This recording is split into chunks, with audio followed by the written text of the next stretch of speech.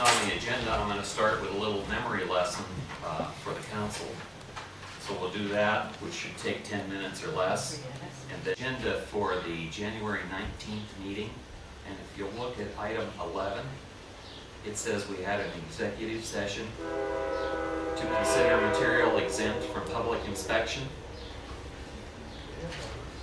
If you'll remember, we talked a little bit about this last time, and none of you can remember what that involved.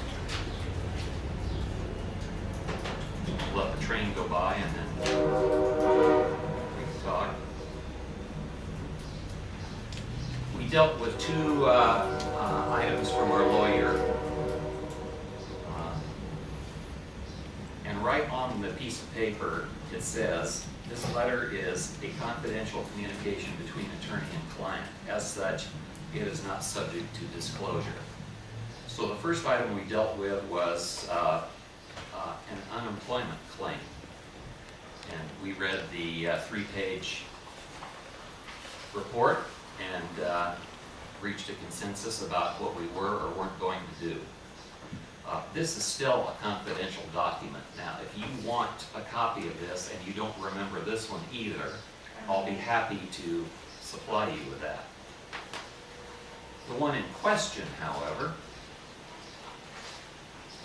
was this one.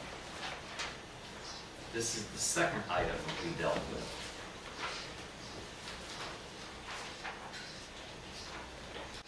And we discussed this letter on January 19th. So at most there were 2 days between the time that I received this letter and we read it. There were some folks who at the last meeting felt that I had withheld some information. But as you can clearly see, on January 19th, you read this document. So I'm going to give you a couple minutes to read it again. Now, is there anything that you would like to retract that you said at the last meeting, or any apology that you would like to give regarding the contents of this letter? Let me add one more piece of information to you. Monday, when Tiffany Couch was here, she asked if she could have a copy of this letter. And I knew that she was interested in some of the things in this letter because she had spoken about them before. So I gave her a copy of the letter. Well, there are pluses and minuses to that. The plus is she got the information. The minus is that it no longer is a confidential document, it's now a public document. So once you release it to anybody other than council, it's a public document. Okay, comments? Well, might as well start because it was pretty verbal Monday.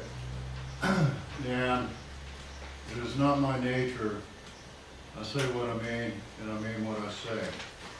So as far as a retraction, I don't believe I have anything to retract. As far as an apology, if in the heat of the moment my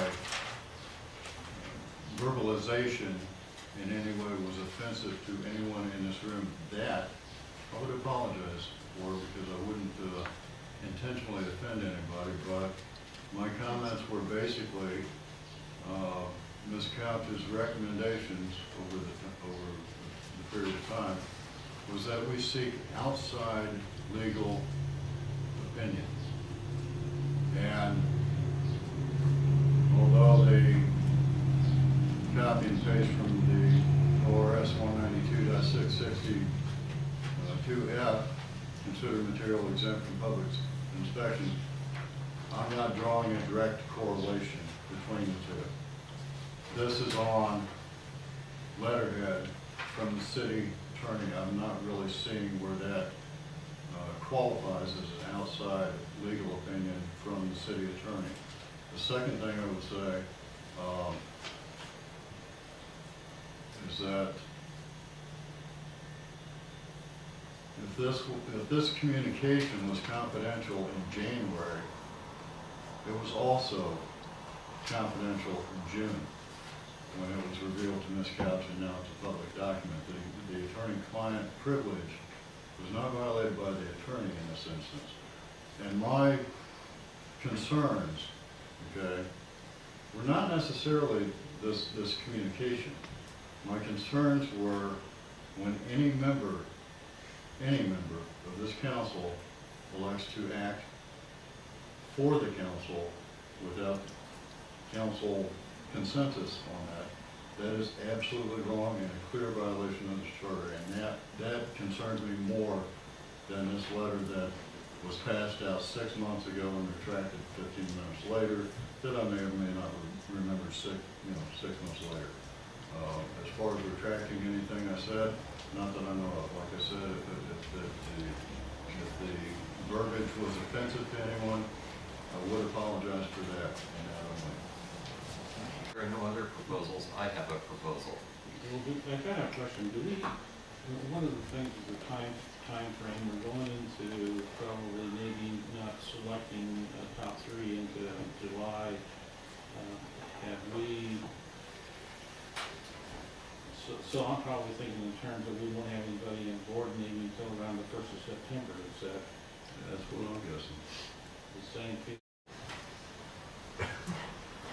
I would be happy to be the acting city administrator for the time it takes to get another person in place. And pending upon an agreeable contract similar to what Mr. DeLong has. When I signed that, I would resign as mayor. That would put Councilor Shorey as the acting mayor. I would fulfill the requirements of the contract. I would get a new city administrator in place, and I would make sure one way or the other that our finance director gets the training that she needs. Those are your 2 chief concerns, and then I would be done with my public service. I would not be interested in running for any office ever again. Where would the finance director be getting her training today? We discussed 2 or 3 other proposals today, including a request that Tiffany Couch be asked to return.